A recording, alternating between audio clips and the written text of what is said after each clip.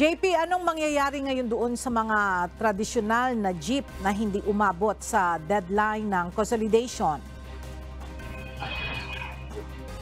Ela, yung mga traditional na jeep na hindi nakaabot dun sa deadline ng consolidation noon pa nga ang December 31, 2023, makakabiyahe pa naman sila hanggang January 31, 2023. Pero may isyuhan na ng show cause order yung mga operator nitong ang mga traditional na jeep na hindi nag-consolidate.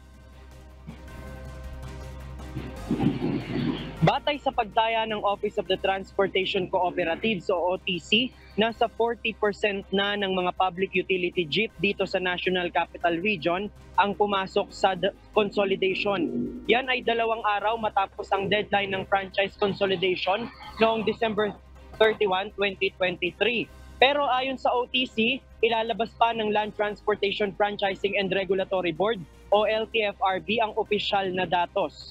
Samantala sa pag-iikot natin kanina, marami pa namang mga tradisyonal na jeep ang bumabiyahe sa ilang mga ruta. Ayon sa LTFRB, makakabiyahe pa naman ang mga tradisyonal na jeep na nag-consolidate. I-issuehan din sila ng special permit para madaanan ang mga ruta ng mga jeep na hindi na makakabiyahe dahil hindi pumasok sa consolidation. Yung special permit ay magpapahintulot sa mga consolidated na PUJ na kumuha ng pasahero sa hindi nila talagang ruta. Paraan ito ng gobyerno para tiyaking makakasakay pa rin ang mga pasahero.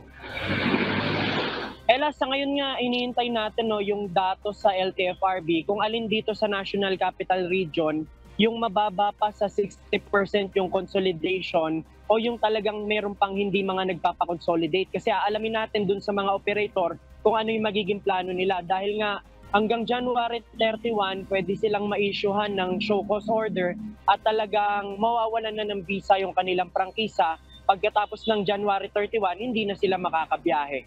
Yan muna ang ating latest live mula dito sa Quezon City. Balik sa'yo, Ella. Maraming salamat, JP Nunez.